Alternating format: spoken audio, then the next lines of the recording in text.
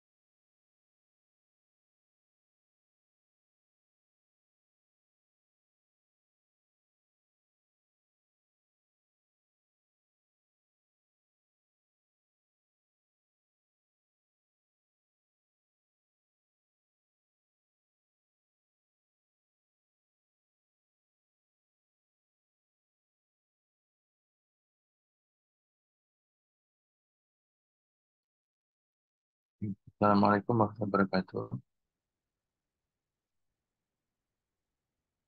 Waalaikumsalam warahmatullahi wabarakatuh, Pak. Hari ini kita memasuki pertemuan kelima mengenai proses koordinasi. Silakan teman-teman yang sudah mempersiapkan kelompoknya bisa dimulai.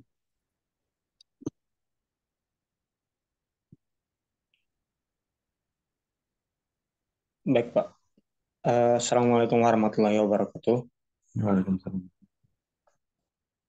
Perkenalkan saya perwakilan dari kelompok 5 dengan materi proses dan koordinasi. Sebelumnya saya ingin perkenalkan kelompok saya itu atas nama Aditya Duta Ramadan selaku pengembang presentasi ini dan saya sendiri Lode Muhammad Osama Abdullah. Memulai materi ini terdapat beberapa bagian. Yang pertama itu dari perkenalan, habis itu konsep event ordering, habis itu mutual evening dan atomic. Yang pertama merupakan perkenalan, yaitu perkenalan mengenai apa itu proses. Proses adalah urutan pelaksanaan atau kejadian yang terkait satu sama lain dan mengubah masukan jadi keluaran. Dalam sistem terdistribusi, itu adalah merupakan tugas komputer dalam kumpulan jaringan proses yang dapat diartikan menerima atau mengirimkan pesan ke proses pada komputer lain. Semisal komputer klien mengirimkan request kepada server dan server merespon dan memberikannya kembali kepada klien. Terjadi yang namanya proses, yaitu ini proses. Oke, selanjutnya mengenai koordinasi, saya kirimkan kepada Adit. Baik, terima kasih. Selanjutnya ada koordinasi. Koordinasi adalah mengatur dalam sistem terdistribusi. Koordinasi merujuk pada cara mengatur dan mengatur akses ke sumber daya yang dibutuhkan oleh setiap proses. Sumber daya ini dapat berupa data, layanan jaringan, atau perangkat keras. Koordinasi juga dapat merujuk pada cara menjaga keamanan dan integritas data yang ditransfer antara komputer dalam jaringan. Untuk perangkat kerasnya seperti switch jaringan, router, ataupun sensor jaringan, dan laptop atau komputer. Next. Baik, selanjutnya kita akan membahas tentang metode proses dan koordinasi. Yang pertama itu event ordering. Event ordering atau yang disebut juga pengurutan event adalah metode untuk mengurutkan kejadian atau event yang terjadi dalam sistem terdistribusi. Tujuannya untuk memastikan bahwa semua node atau mesin dalam sistem terdistribusi terjadi dalam kejadian yang sama.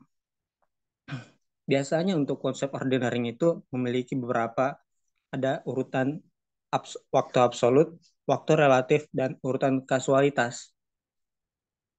Terdapat juga ada jenis-jenisnya yang tidak tercantum dalam PPT ini. Yang pertama itu ada namanya casual order, total order, dan FIFO order.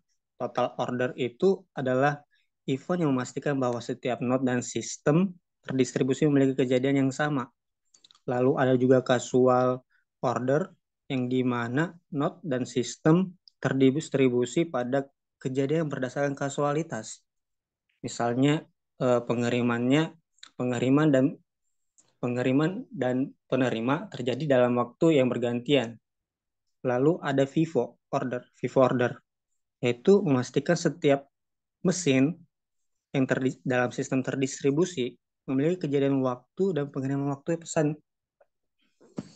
Tapi untuk melakukan terjadinya beberapa dari jenis itu, memberikan beberapa perlu diperhatikan beberapa hal, yaitu memori dan clocknya tidak tunggal, memiliki dua atau tiga atau lebih. Lalu selanjutnya tidak mungkin menyatakan urutan dua waktu kejadian. Lalu tidak dapat ditentukan dengan partial ordering, yang biasanya itu untuk terjadinya memerlukan relasi happen before.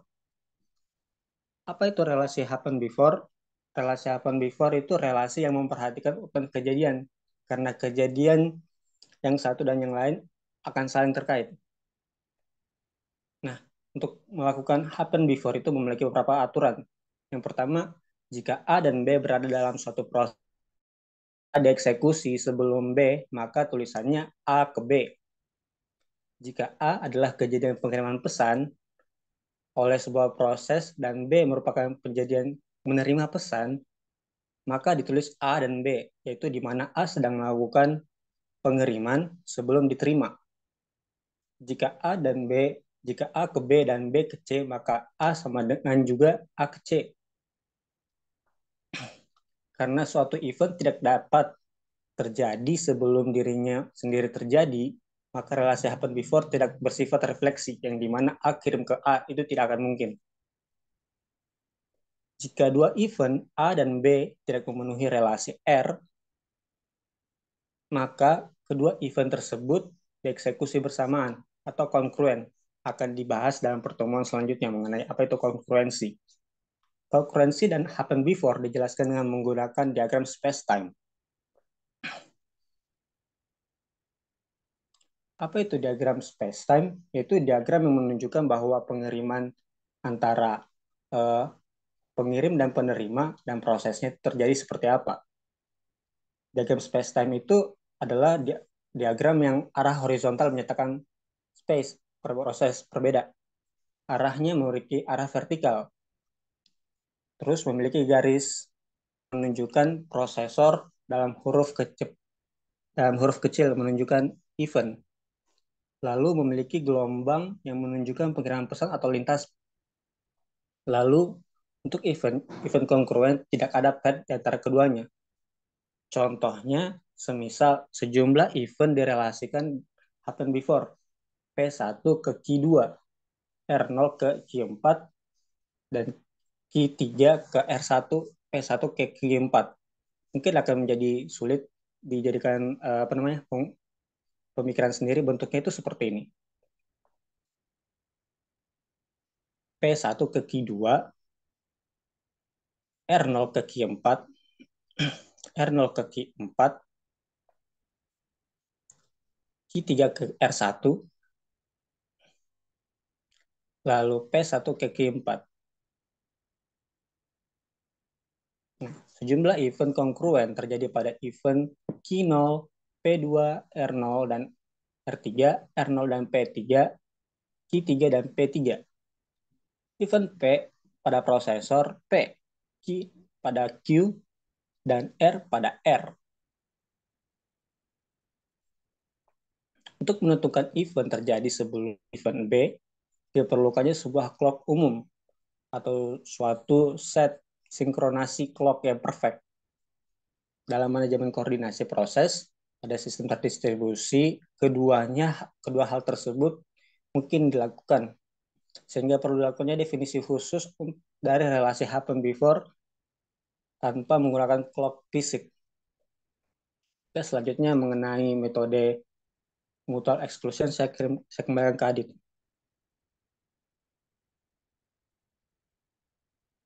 Baik, terima kasih. Selanjutnya ada metode mutual exclusion. Mutual exclusion adalah suatu teknik yang digunakan untuk memastikan bahwa hanya satu proses yang dapat mengakses sumber daya tertentu pada suatu waktu tertentu.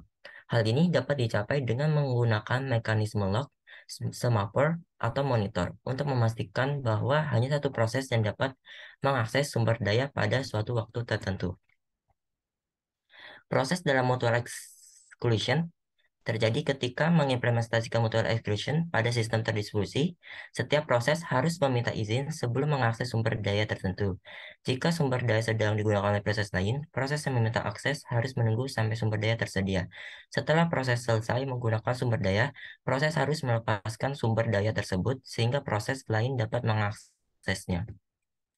Mutual exclusion dapat terjadi karena tidak ada dua proses yang pada saat bersamaan berada dalam critical section. Lalu, tidak ada proses yang berjalan di luar critical section yang dapat menghambat proses lain. Lalu, tidak ada proses yang tidak dapat masuk ke dalam critical section. Kemudian, kondisi tersebut diatasi dengan menggunakan beberapa macam algoritma. Slide selanjutnya. Masalah mutual exclusion terjadi Ada dua, yaitu yang pertama ada deadlock. Deadlock terjadi ketika dua atau lebih proses saling menunggu untuk mengakses sumber daya yang sama, sehingga tidak ada proses yang dapat melanjutkan eksekusi. Lalu, masalah kedua ada starvation. Starvation terjadi ketika suatu proses terus-menerus tidak dapat mengakses sumber daya tertentu karena proses-proses lain terus-menerus mengaksesnya. Slide selanjutnya. Lalu ada metode yang ketiga tuh atomic. Proses dan koordinasi adalah aspek penting dalam sistem terdistribusi, termasuk dalam lingkup atomicity atau keatomikan atau sifat atomik dari transaksi. Dalam sistem terdistribusi, transaksi seringkali melibatkan beberapa proses atau komponen yang tersebar di berbagai lokasi atau mesin yang berbeda. Oleh karena itu, untuk memastikan integritas dan konsistensi data, koordinasi yang baik antara proses-proses tersebut harus diatur dengan cermat. Dalam konteks atomicity, sebuah transaksi harus dianggap sebagai satu kesatuan yang tidak dapat dibagi-bagi atau dipecah-pecah. Dalam hal ini, koordinasi yang baik harus dilakukan untuk memastikan bahwa semua operasi dalam transaksi diselesaikan atau dibatalkan secara bersamaan. Jika satu operasi gagal atau terjadi kesalahan pada salah satu proses, maka seluruh transaksi harus dibatalkan, dan semua perubahan yang telah dilakukan pada sistem harus dikembalikan ke kondisi awal. Oleh karena itu, koordinasi yang baik sangat penting dalam menjaga integritas dan konsistensi data dalam sistem terdistribusi. Selanjutnya, teknik atomicity ada tiga. Yang pertama itu ada two-pass commit. Teknik ini melibatkan koordinator dan beberapa peserta dalam transaksi. Koordinator adalah proses yang menginisiasi transaksi, sedangkan peserta adalah proses yang terlibat dalam transaksi. Dalam two-pass commit, koordinator meminta persetujuan dari semua peserta untuk melakukan operasi pada transaksi. Selanjutnya, ada three-pass commit. Teknik ini merupakan pengembangan dari two-phase commit dengan menambahkan satu phase tambahan yang yaitu pre-commit phase. Pada phase ini, pada fase ini, koordinator meminta peserta untuk mempersiapkan diri untuk melakukan operasi dan memberikan sinyal ready jika siap. Lalu, ada optimistic concurrency control. Teknik ini menggunakan pendekatan yang berbeda dengan two-phase commit dan three-phase commit, yaitu dengan melakukan operasi pada data dan memeriksa apakah terjadi konflik dengan operasi yang dilakukan oleh proses lain. Jika tidak terjadi konflik, maka operasi diterapkan, dan jika terjadi konflik, maka operasi dibatalkan. Selanjutnya, kesimpulannya adalah koordinasi dan proses dalam atomicity sangat penting untuk menjaga integritas dan konsistensi data dalam sistem terdistribusi. Faktor-faktor seperti jaringan yang lemah, latensi jaringan, dan pemrograman konkuren juga mempengaruhi koordinasi antara node atau komputer. Dalam mengembangkan sistem terdistribusi, pengembang perlu mempertimbangkan faktor-faktor tersebut agar koordinasi dan proses transaksi dapat dilakukan dengan aman dan efisien. Dengan memperhatikan faktor-faktor tersebut, koordinasi antar node atau komputer dapat berjalan dengan baik, dan data dapat tetap konsisten dan aman dalam sistem terdistribusi. Sekian dari saya kembalikan ke Osama. Itulah tadi materi yang dapat kami sampaikan dan dapat kami presentasikan. Bila ada kurang dan lebihnya, mohon dimaafkan. Wabillahi taufiq wal hidayah. Wassalamualaikum warahmatullahi wabarakatuh.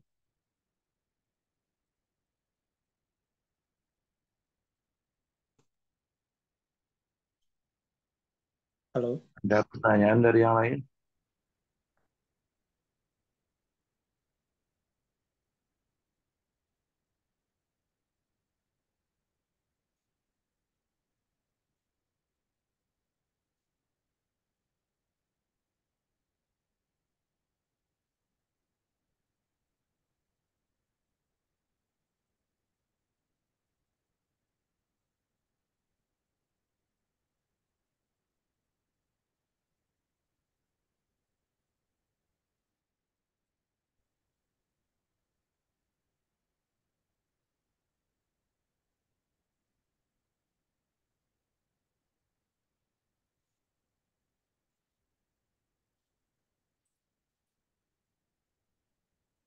Dari yang lain apa ada pertanyaan?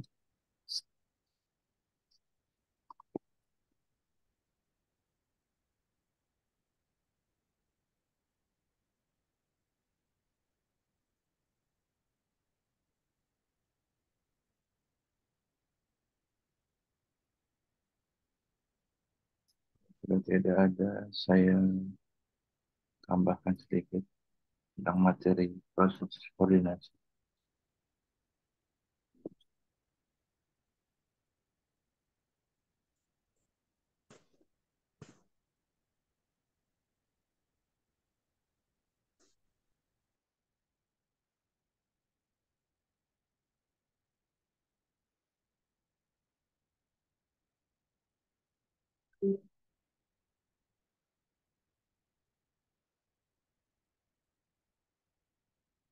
Proses koordinasi sistem terdistribusi ini nantinya jika ada lebih dari satu proses yang siap running, maka sistem operasi akan menentukan salah satu proses untuk running terlebih dahulu. Jadi oleh karena itu sebaiknya ada penjadwalan untuk manajemen prosesnya.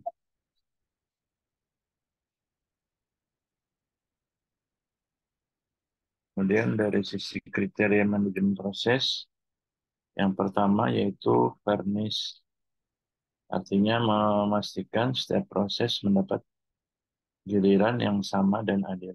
Kemudian efisiensi itu menggunakan waktu CPU optimum. Kemudian respon time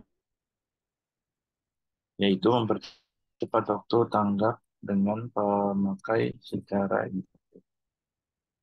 Kemudian kriteria selanjutnya yaitu turnaround time, yaitu meminimalkan waktu tunggu dari mulai proses datang sampai proses setelah selesai. Kemudian kriteria yang terakhir yaitu throughput, memaksimalkan jumlah job yang dapat diproses persatuan. Jadi ketika input secara bersamaan itu harus minimal waktu tunggunya tidak terlalu lambat. Jadi secara responsif juga cepat dan penggunaan CPU-nya yang disediakan itu harus optimal. Kemudian dalam koordinasi proses dalam terdistribusi ini bisa menggunakan sistem deadlock. Nah, sistem deadlock ini itu suatu kondisi di mana dua proses atau lebih itu tidak dapat meneruskan eksekusi. Jadi ketika data satu yang sedang diupdate, itu user lain tidak bisa mengupdate. Ini penyebab dari deadlocknya yang pertama yaitu mutual exclusion, kemudian hot and white, no preemption, kemudian circular wave.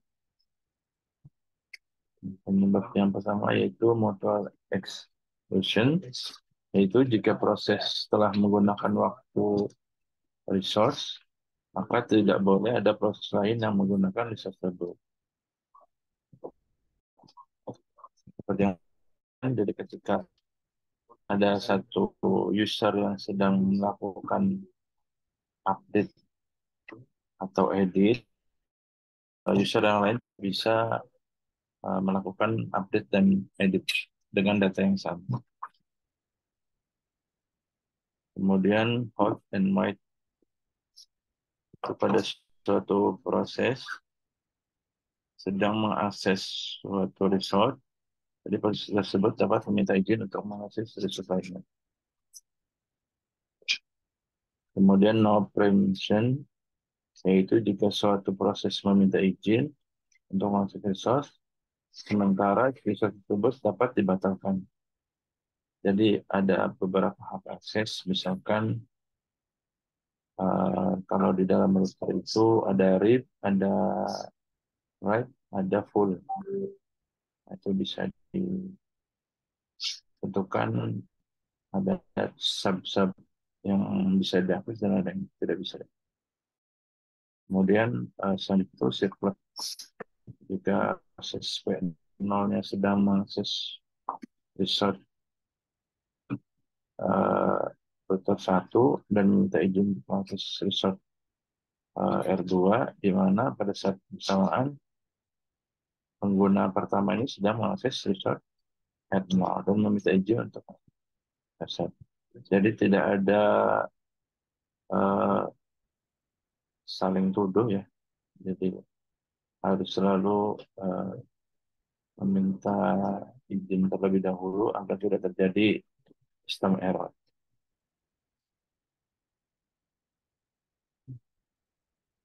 Kemudian dari sisi event ordinary-nya, manajemen koordinasi antar prosesnya pada sistem distribusi ini berbeda pada sistem tersentralisasi. Dan perlu diperhatikan.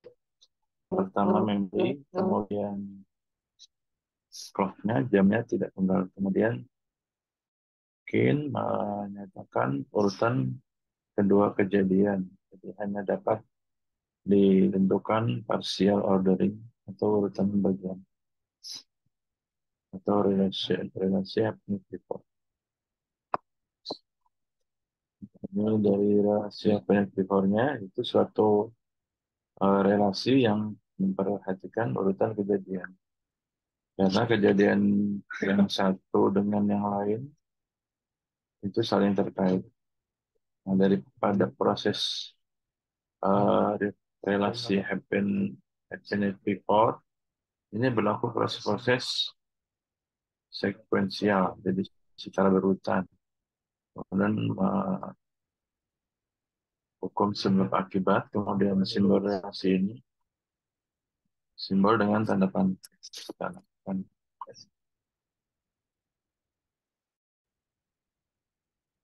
Nah, jika kejadian A dan kejadian B berada dalam satu proses, maka A ini dieksekusi sebelum B. Jadi secara sekuensi yang tadi sudah disebutkan.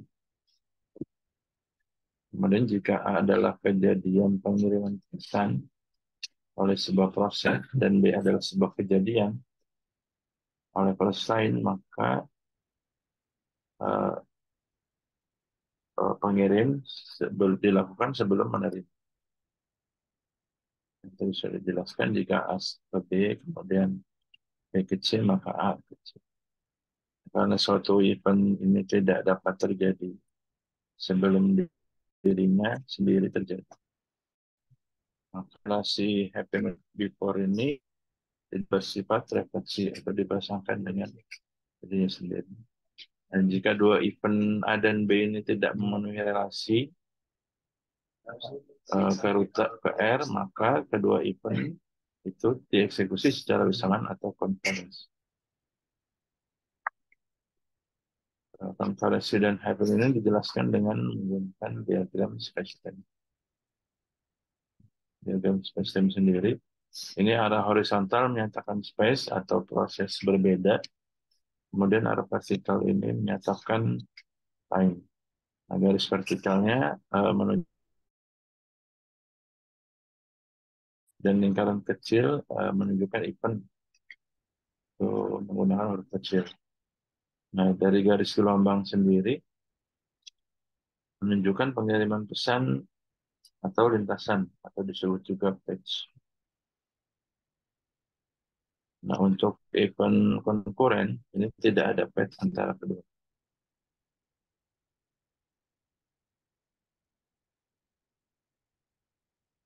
Contohnya dari diagram space-time ini, jadi sejumlah event direlasikan dengan happened before, yaitu P1 ke Q2, kemudian R0 ke Q4, dan Q3 ke R1, kemudian P1 dan ke Q4. Nah, sejumlah event ini konkuren dari sistem, yaitu Q0 dan P2, kemudian R0 dan Q3, R0 dan P3, Q3 dan P3. Nah, event P ini pada prosesor P, Q, dan I besar dan R pada R besar. Nah, ini secara diagramnya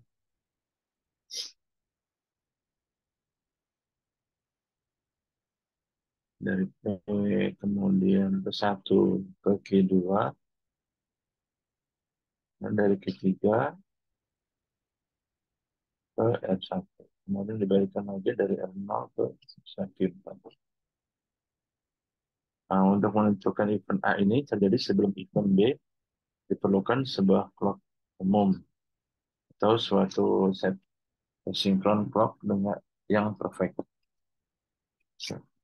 Jadi dalam manajemen koordinasi ini, proses pada sistem distribusi itu tidak mungkin dilakukan, sehingga diperlukan definisi khusus dari relasi F-Net before tanpa menggunakan clock fisik. Jadi ketika sistem yang menggunakan clock, ketika clocknya error, sistem akan eh, tidak sinkron. Jadi ketika sistem transaksi, apalagi kalau sistemnya perbankan, itu repot juga. Kemudian dari sisi timestamp, jadi untuk manajemen koordinasi antar proses ini, pada sistem terdistribusi itu dikenal konsep timestamp. Jadi timestamp ini suatu event, yaitu nilai logikal clock untuk event tersebut, di mana setiap event sistem ini diasosiasikan dengan timestamp, kemudian didefinisikan global ordering recruitment. Kemudian dari untuk setiap pasangan event A dan B, itu jika A ke B, maka time-nya, time A itu kurang lebih time B. Jadi dari pengaturan itu. Ini mula-mula didefinisikan dalam setiap proses PI, suatu logical clock atau LCI, kemudian di mana LCI ini dapat diimplementasikan sebagai kontur sederhana yang diimplementkan antara dua event tereksekusi berurutan dalam suatu proses. Kemudian LCI ini dapat menunjukkan nomor event, hingga jika event terjadi sebelum event B ini dalam proses PI-nya, maka LCI A itu kurang dari LCI.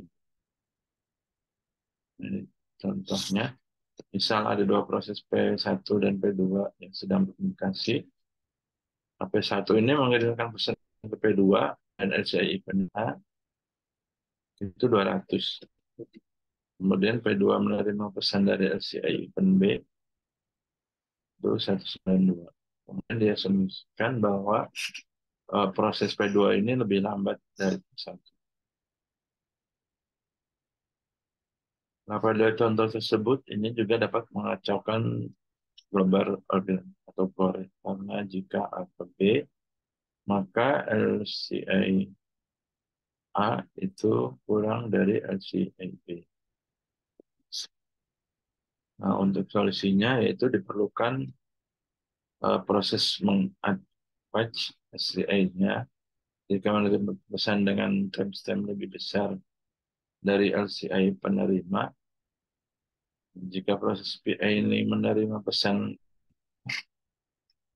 atau event B dengan timestamp sama dengan T, dan LCI B ini kurang dari sama dengan T, maka harus menaikkan clock itu sebesar LCI B sama dengan T plus 1.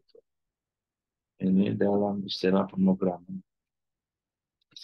Kemudian dari sisi mutual exclusion-nya, itu suatu kondisi di mana sumber daya atau resource itu tidak dapat dibagi pengguna.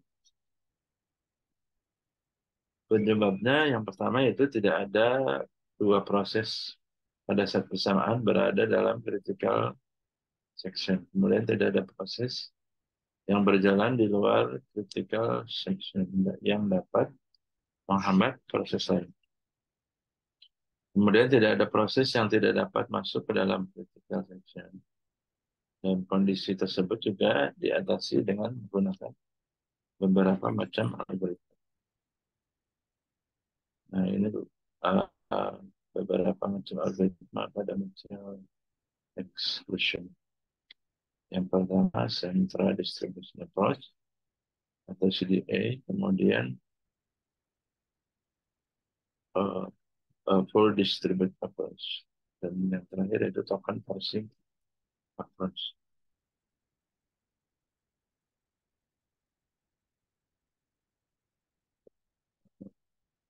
Untuk materi kali ini apa ada yang ditanyakan? Tidak ada, Pak. Insya Allah. Yang ini berkaitan dengan sistem ya. Jadi ketika sistem bersamaan diakses, itu kita akan mengambil, ketika ingin mengambil datanya, dan ketika ada perbedaan waktu, nanti harus segera uh,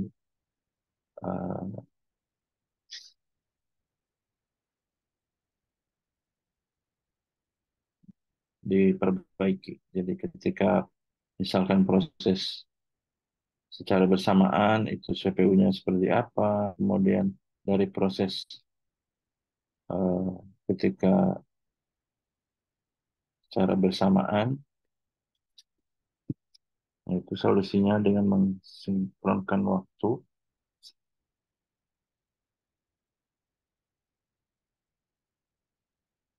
atau atau dalam sistem juga bisa dipecah-pecah. Jadi ketika ada aplikasinya dibuat banyak, kemudian database-nya dibanyak, dan ada satu buat untuk pengaturan aksesnya. Jadi ketika app-nya app1 itu masuk ke database 1 atau 2. Nah, itu antara database 1 dan database 2 ini harus sinkron, dan aplikasi juga harus sinkron.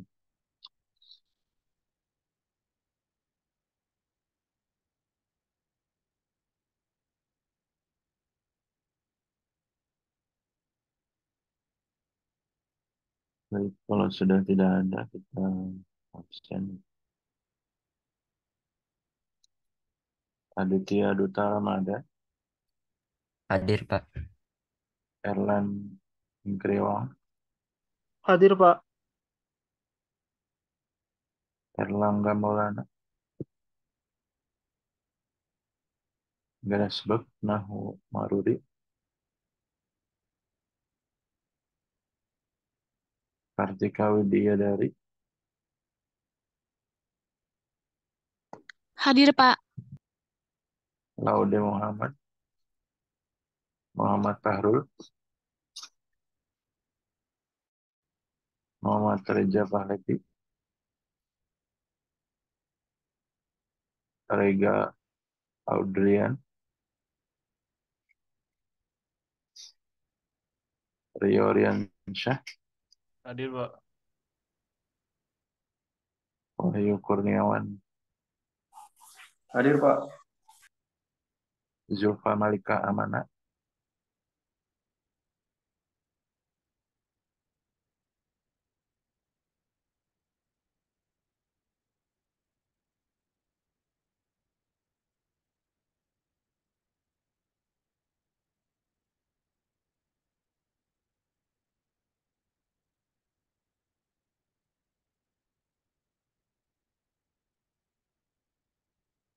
ada yang belum untuk Prodi IF?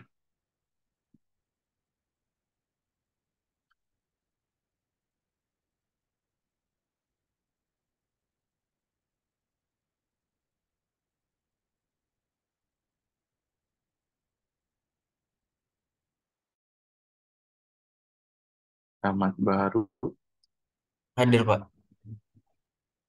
Abah Kista, Hadir, Pak. Nana Irmanto, Hadir, Pak. Ronaldo Immanuel,